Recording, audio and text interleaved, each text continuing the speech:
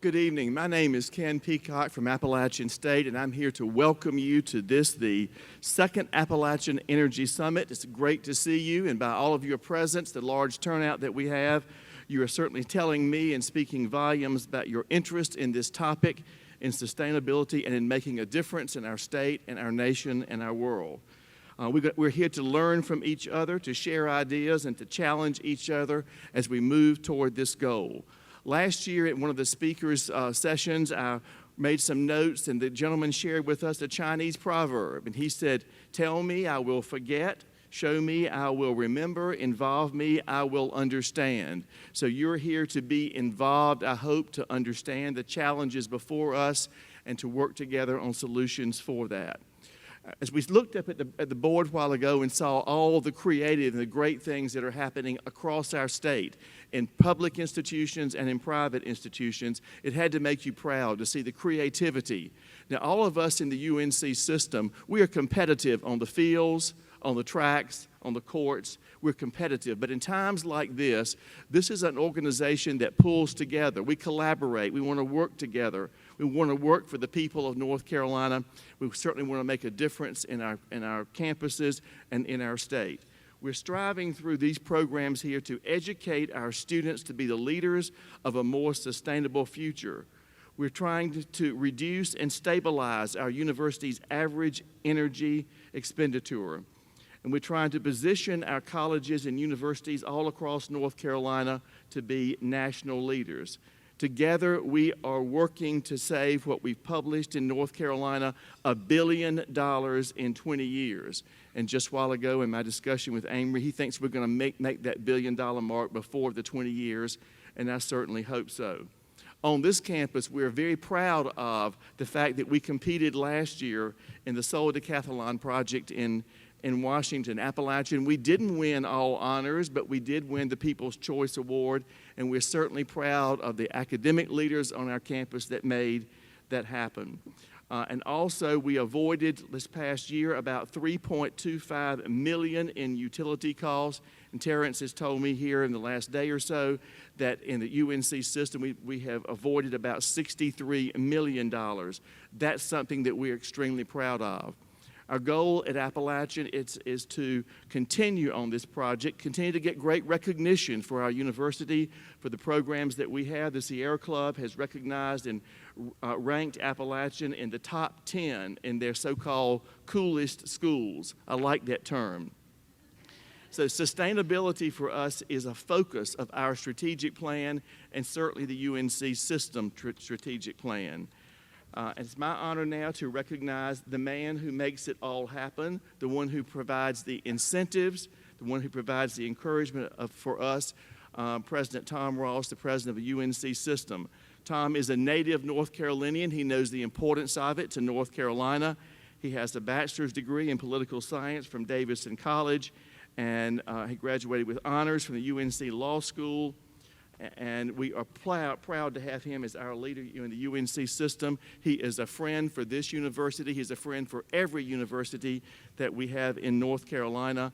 And I'm honored that he is here tonight to bring some comments. President Ross.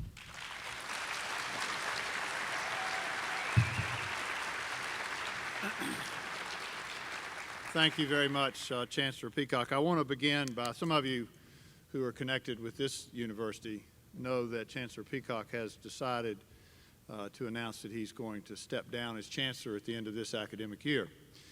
And when he told me that, I said, well, you know, we'll begin a search and we'll find somebody to replace you.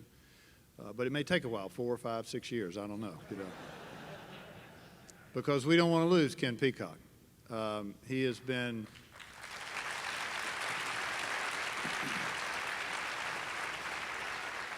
has been a fantastic leader for this campus and for our system. It's been great for me to know him as a colleague in my role now, but before this, we knew each other through Southern Conference things and other enterprises, and he's a great campus leader, a great friend, and we're going to miss you, Ken, but we got a whole year to tell you that, hoping you'll change your mind. So, thank you. And I want to thank Appalachian and all of you here that are connected with Appalachian for hosting this second annual university-wide summit that is focused on energy conservation and creating a more sustainable future for North Carolina and for our country. It's not possible to do something like this without people who are willing to step up and help us financially. And so I want to take a moment first and again thank Pepco Energy Systems and Pat Sweeney for a wonderful dinner and an open bar and all the other things that they provided and being the key sponsor for this event. So Pat, thank you, and thanks to Pepco Energy Systems.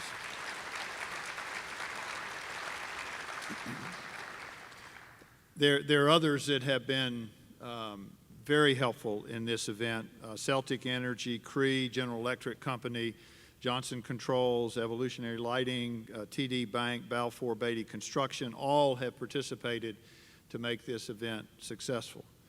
But there are 6 other people that are here that I particularly want to recognize, because not only have they provided their personal resources, but they provided their personal energy and their personal leadership and their personal commitment to this event.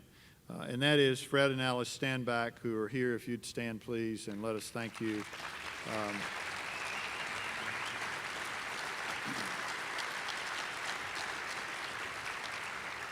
I'm not sure there's another couple or even another 2 people in the state of North Carolina that are more committed to our environment and more committed to this kind of work than Fred and Alice. And I go back a pretty good ways with them, back to my days in philanthropy, and they have made a huge difference to the state of North Carolina, and we're very grateful for all you've done and will continue to do.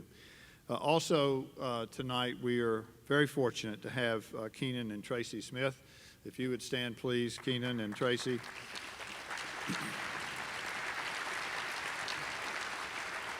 And Hayes and Susan Smith also, if you would stand, please. Keenan and Hayes are both graduates of this great university and are deeply committed to it, do all sorts of things for it. But I will tell you, they have been here from the very beginning of the Energy Summit, not this year, but last year. They were on the very front of this enterprise, are deeply committed to it. And, you know, their reasons for being involved are multiple, just like all of yours. Some of it has to do with wanting to see the university save money and have more resources to spend on higher priority items than utility costs. But they also, I think, and I can't remember which of the 2 of them said it today. I think it was Hayes, but one of them said today that this is really about what kind of world are we going to have? What are we going to have for our children and for our grandchildren? And how are they going to be able to live if we don't act now to make things better? So it's that kind of commitment and involvement that makes an event like this possible, and we thank all of you all for what you've done. It makes a real difference to us. Thank you.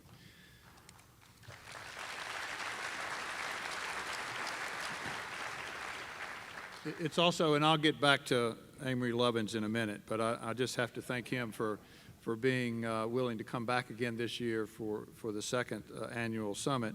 He was with us last year, as many of you know, and we look forward to his insights and wisdom. But, you know, it's for somebody who is in demand like he is and who knows this field as deeply as he does, to be willing to commit to us his time and energy is remarkable, and we're very appreciative of that. So when I stand here and I look at this crowd and I realize we moved venues this year because the one we used last year is not big enough, that's a good sign. This is an attendance that has grown significantly. We have nearly 300 people registered from across the UNC system and from several of our great private colleges and universities. I'm pleased to know that all 17 of our campuses are involved, but also that we're doing this together with people from Warren Wilson and Catawba, and I see my friend John Ware here, who we go back a ways, who's really been a leader in this field at Catawba. But Duke and Davidson and Wake Forest and Elon, this is about North Carolina's future and about the world's future. So coming together, all of us, in this environment to have an opportunity to talk about these very important issues is really a terrific event, and it's one that makes me very pleased and proud to be a part of. We're here, I think, because North Carolina has pressing challenges. Challenges to protect our fragile environment and our water supply, challenges meeting growing energy demands, and challenges associated with preserving our forests, our streams, our green space, and our way of life. We have to face these challenges, and we have to do it now. As a public university, the University of North Carolina has both the opportunity and the responsibility to educate our 220,000 students and our nearly 50,000 employees and faculty on the principles and practices of sustainability. That's our job. It's our responsibility. In February, the Board of Governors adopted a new strategic plan for the next 5 years that underscores the university's commitment to serve the people of this state. The plan identifies some key areas, including energy-related research, analysis, instruction, and outreach, where with targeted investments, we are confident that the university can make a real and meaningful difference in the lives of North Carolinians. Recognizing that most sources of easily accessible energy are limited and that many, if not most, are non-renewable, the plan calls for the university to be at the forefront, not to follow along, not to be third, but to be in the forefront, both in collaboration with private enterprise and with nonprofit organizations in making discoveries that will fuel our state and the world in the future. UNC campuses and our affiliates spent more than $225 million this past year on energy and water. We spend about that amount every year. I hope that the participants in this summit will leave here with the knowledge and the commitment needed to make further significant reductions in this major expenditure. We know it can be done because we've done it. And here's some proof. In the most recent reporting year, thanks to all of you and many others across our system, the University of North Carolina avoided $63 million in energy costs through a variety of conservation and technical remediation efforts. That same year, we avoided an additional $13.7 million in water cost.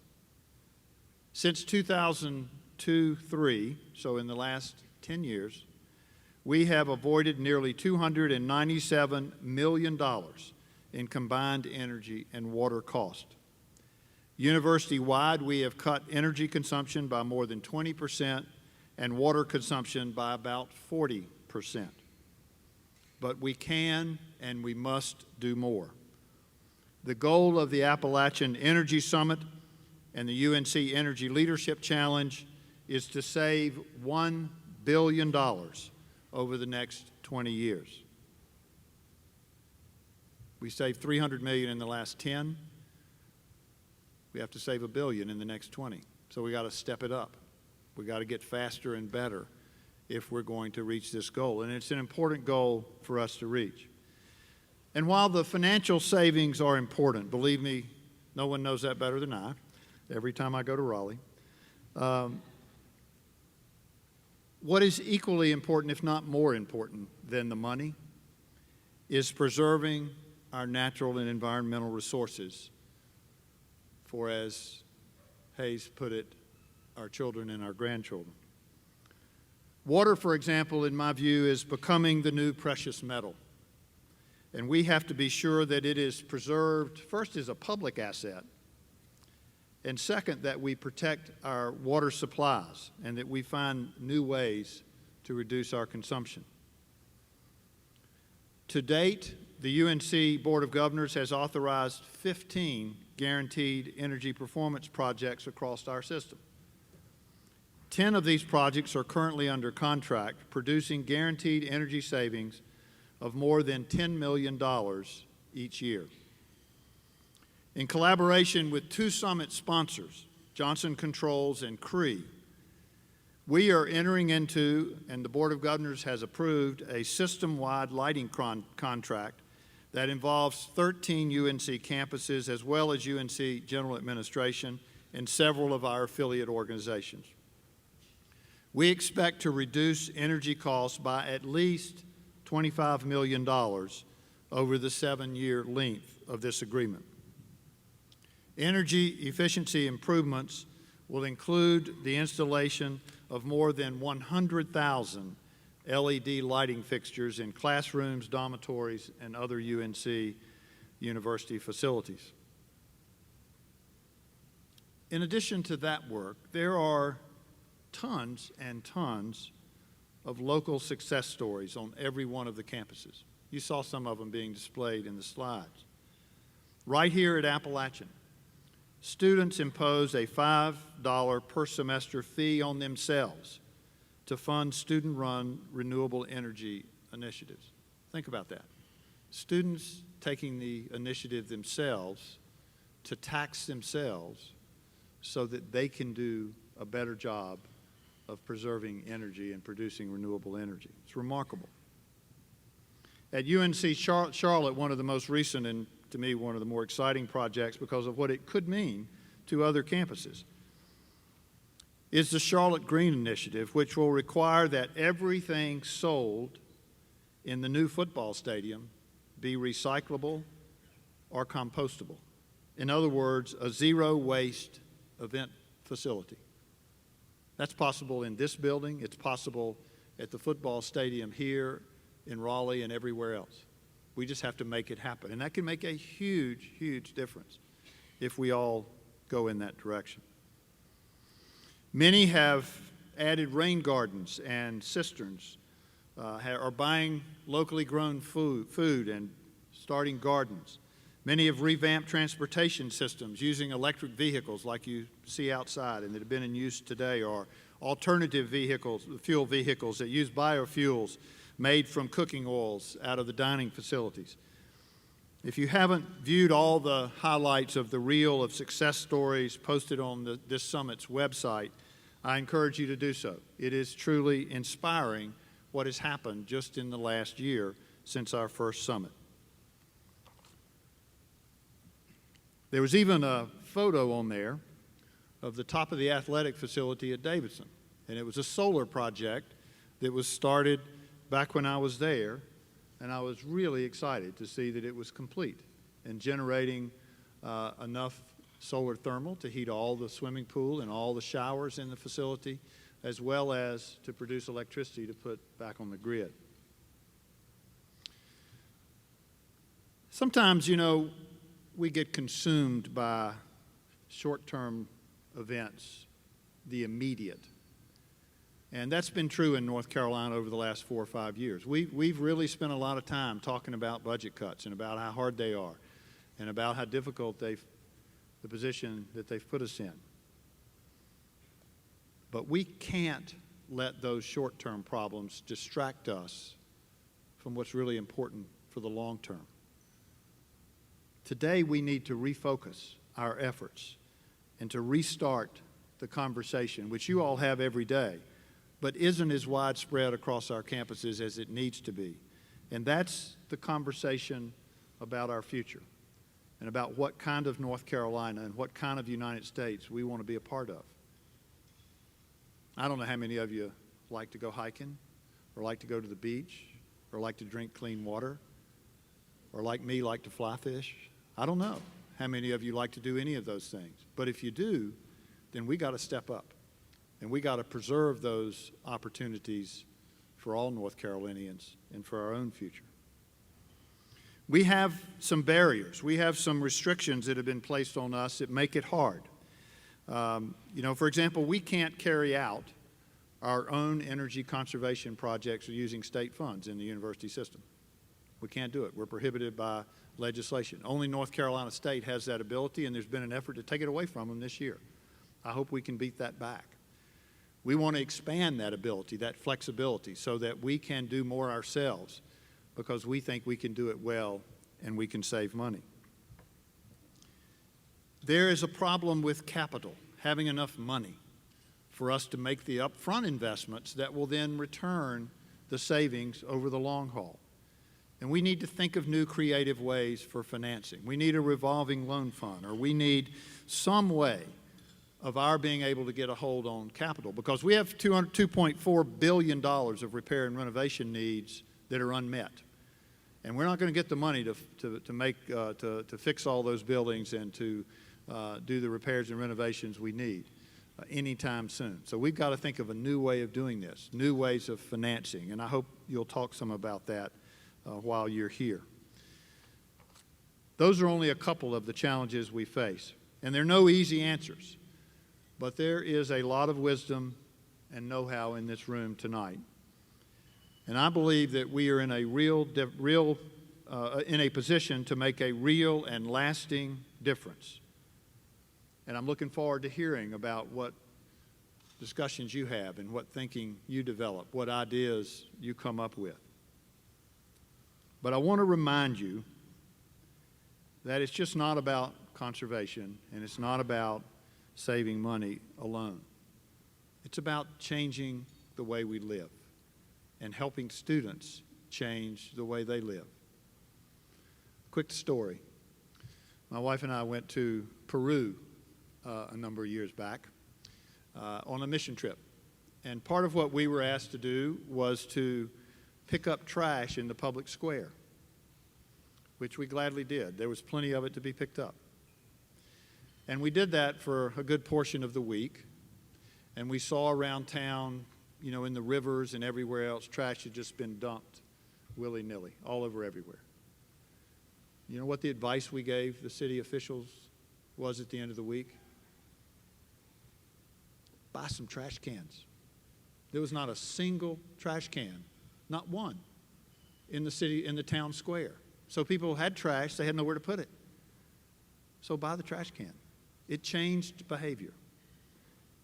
It can be little things, but you have to think of them and you have to put them in front of people before they're going to work. And that's your job, is to help us understand what we can do better. What are the new, innovative, creative ways to change the way we behave? So I challenge you to be innovative and creative and to be focused, but most of all to be passionate about this work, because it is critical to our future. Now, I told you I'd come back to Amory, and I want to take just a few more minutes of your time to accept what is a real honor for me, and that is the honor and privilege of introducing Avery Lovins.